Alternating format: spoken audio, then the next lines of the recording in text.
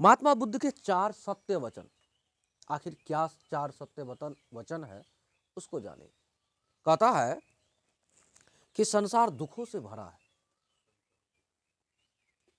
यानी पहला सत्य वचन में कहते हैं कि संसार दुखों से भरा है।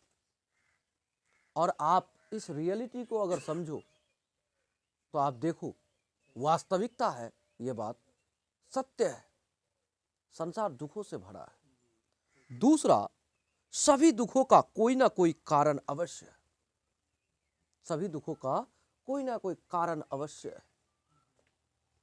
फिर आगे सुनिए, दुख का सबसे बड़ा कारण इच्छा है। क्या है? दुख का सबसे बड़ा कारण क्या है? इच्छा है। फिर आगे सुनिए, इच्छा पर नियंत्रण पाया जा सकता है। एक व्यक्ति 2600 साल पहले कुछ बोलकर चले गए और वो बात अभी भी सत्य है, ऐसा नहीं है कि प्रतीत हो रहा, नहीं, सत्य है। कह रहे कि संसार दुखों से भरा हुआ है और संसार में इस दुख का कारण है इच्छा। इच्छा मतलब हमारी इच्छा है कि अभी अभी हमने कहा कि हमारा जो वीडियोज है उसमें व्यूज कम या ज्यादा हो रहा है, इसका कारण है व्हाइट बोर्ड। तो हमारी इच्छा क्या है? Digital board. मेरे मन में एक इच्छा है कि डिजिटल बोर्ड, इसका मतलब है हमको दुख है कि हमको वो मिल जाता। तो गौतम बुद्ध जी के कहने का मतलब हुआ कि लोगों को दुख है, संसार दुख से भरा है, मतलब लोगों को दुख है और ये दुख का कारण उनका इच्छा है। इच्छा का पूर्ति नहीं हो रहा है तो इसलिए वो दुखी है। अगर इस इच्छाओं को कंट्रोल कर लिया जाए तो फिर दुख नहीं होगा। गौतम बुद्ध जी के अनुसार आप उतना इच्छा मत रखो कि वो पूरा ना हो सके, और इतना भी कम इच्छा मत रखो कि आत्मा संतुष्ट ही ना हो। बात को समझिए, कितना जबरदस्त बात है कि आप इतना भी इच्छा मत रखो कि उन इच्छाओं को आप पूरा ना कर सको, और आप इतना भी इच्छा कम मत रखो कि आपकी आत्मा संतुष्ट ही ना हो। कितना जबरदस्त बात है। तो आगे सुनिए, महात्मा बुद्ध ने इच्छा पर नियंत्रण पाने के लिए अष्टांगिक मार्ग यानी मध्य मार्ग यानी बीच का रास्ता दिया और कहा कि व्यक्ति की इच्छा इतनी बड़ी नहीं होनी चाहिए कि वह पूरी नहीं हो सके, इच्छा इतनी भी छोटी नहीं होना चाहिए कि पूरी होने पर भी संतुष्टि ना मिले। आप उस तरह का इच्छा रखो जो संभव हो, और जो संभव ही ना हो वैसा इच्छा ही मत पालो।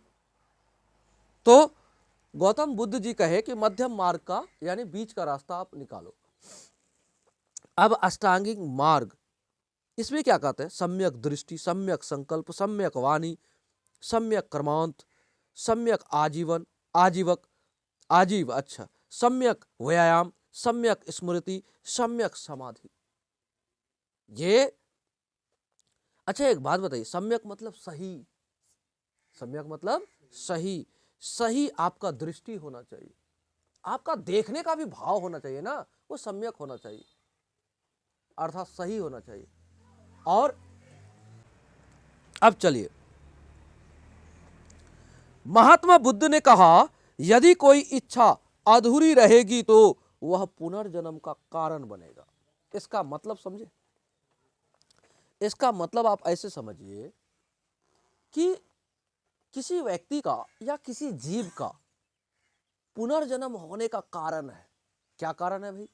तो बुद्ध जी के अनुसार अगर आपका कोई इच्छा अधूरी रह गई तो वो आदमी या वे जीव फिर से जन्म लेगा इस संसार में।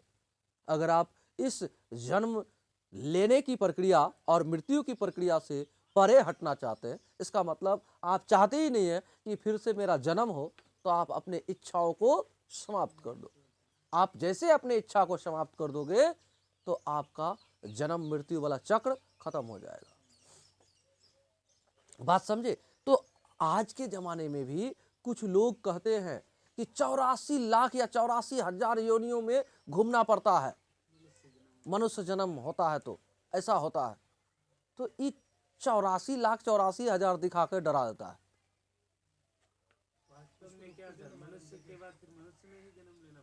नहीं, हम आध्यात्मिक गुरु थोड़े हैं, हम नहीं है।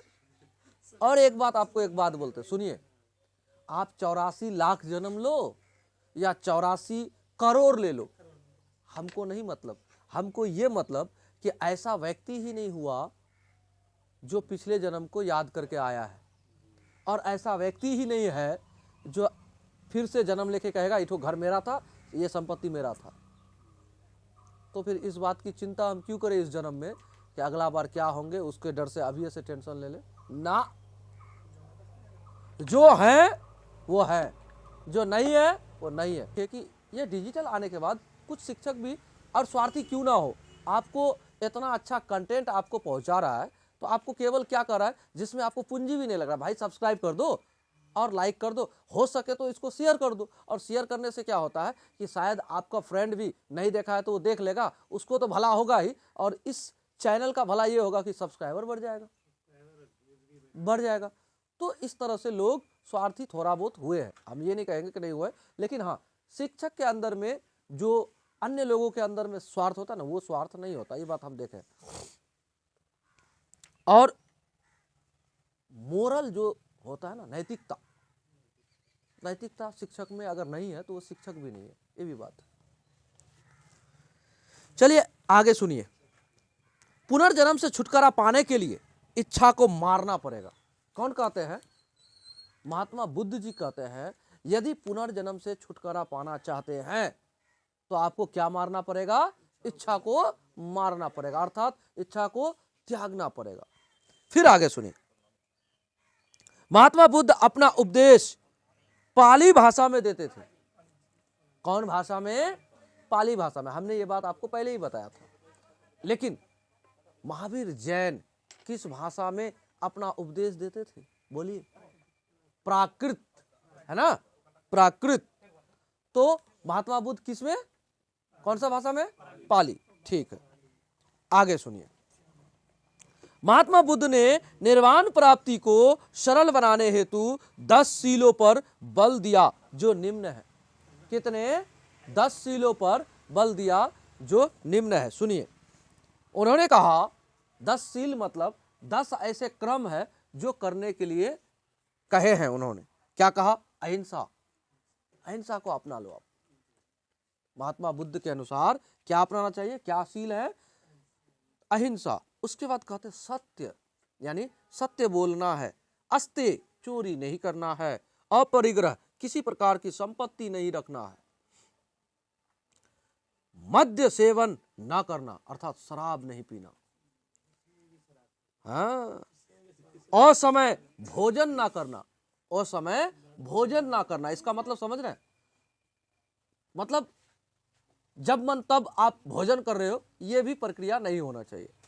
फिर आगे सुनिए, सुखप्रद बिस्तर पर नहीं सोना, इसका मतलब एकदम पूरा गद्दा लगा के आप सो रहे हो तो वो भी नहीं करना। फिर आगे सुनिए, धन संचय ना करना, धन संचय ना करना।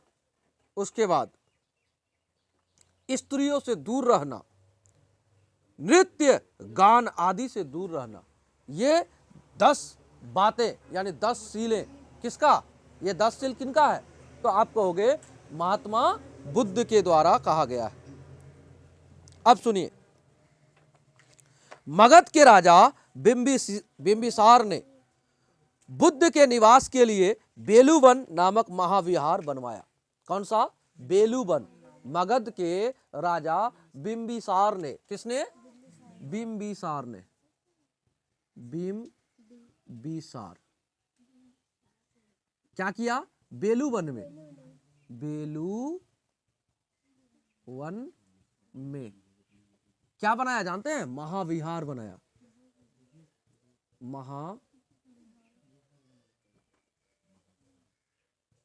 अच्छा एक बात बताइए, विहार क्या है? विहार क्या है? आपको पता होना चाहिए, राजा बिंबिसार उनके द्वारा बेलूवन में महाविहार बनाया गया, किनके लिए? महात्मा बुद्ध के लिए बनाया गया। तो आपको पता होना चाहिए, जहां पर बौद्ध भिक्षुक रुकते थे ना, यानी आश्रय स्थली, जहां पर निवास करते थे बौद्ध भिक्षुक, उस स्थान को विहार कहा जाता था।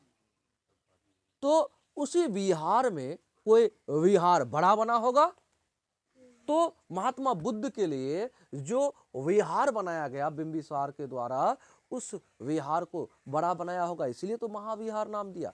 बात समझे? तो कहाँ बनाया गया था? बेलू वन में। और बेलू वन में जो महाविहार बनाया गया था, किनके लिए और किनके द्वारा? तो बिंबिसार के द्वारा गौतम बुद्ध के लिए। फिर आगे सुनिए, लिच्छवियों ने बुद्ध के निवास के लिए कुटाग्र शाला का निर्माण करवाया था। तो लिच्छवी शासक जो है, उन्होंने भी बनवाया था कुटाग्र शाला। अब सुनिए, गौतम बुद्ध उदाइन के शासन काल में कौशाम्बी आए थे। तो गौतम बुद्ध उदाइन के शासन काल में कौशाम्बी आए थे। फिर कहते हैं, बुद्ध के अनुयायी दो भागों में विभाजित थे, भिक्षुक और उपासक। भिक्षुक और उपासक। भिक्षुक का मतलब बुद्ध के उपदेशों को यथावत मानते हुए, बुद्ध के तरह ही भिक्षा मांगकर खाते हुए अपना जीवन को व्यतीत करना, और बौद्ध धर्म को, आप ऐसे कहो कि बौद्ध धर्म को प्रचार प्रसार के लिए घूमना गांव गांव, तो उसको कहे बौद्ध भिक्षुक। क्या कहे? बौद्ध भिक्षुक। अब उपासक कौन हुआ? जो बौद्ध धर्म को मानेगा और बौद्ध धर्म को मानते हुए गृहस्थ जीवन में भी रहेगा, तो वैसे लोगों को उपासक कहेंगे। क्या कहेंगे? उपासक कहेंगे। चलिए आगे सुनिए, बौद्ध धर्म के प्रचार हेतु संन्यास ग्रहण करने वाले व्यक्ति भिक्षुक कहलाए। उपासक, गृहस्थ जीवन जीते हुए भी बौद्ध धर्म अपनाने वाले व्यक्ति उपासक कहलाए। समझ गए बात? फिर आ जाइए आगे। महात्मा बुद्ध ने 3 दर्शन दिए। महात्मा बुद्ध ने 3 दर्शन दिए। पहला, अनिश्वरवाद। अनिश्वरवाद मतलब ईश्वर नहीं है। तो क्या कहते हैं? अर्थात ईश्वर का कोई अस्तित्व नहीं है। क्या कह रहे हैं? कि ईश्वर का कोई अस्तित्व नहीं है। अब उसके बाद शून्यवाद। कोई भी व्यक्ति सर्वोपरि नहीं है, ना ही सर्वशक्तिमान। कोई भी व्यक्ति। किसने कहा? गौतम बुद्ध ने कहा कि कोई भी व्यक्ति सर्वोपरि या सर्वशक्तिमान नहीं है।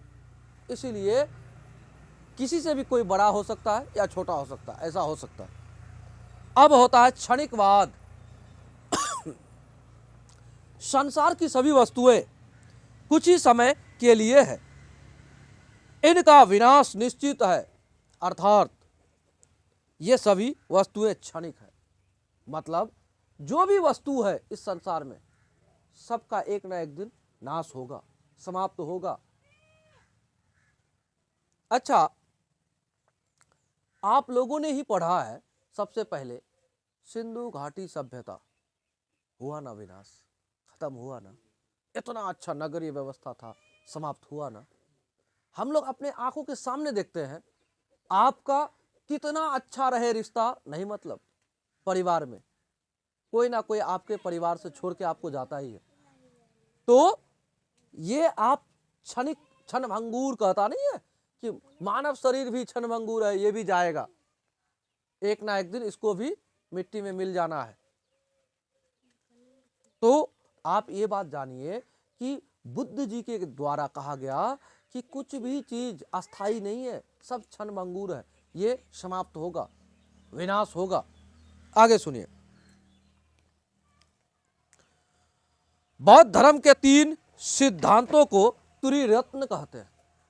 बौद्ध धर्म के 3 प्रमुख सिद्धांतों को त्रिरत्न कहते हैं, जैसे बुद्ध, संघ और धम्म। बुद्ध, संघ और धम्म, ये क्या है? त्रिरत्न है।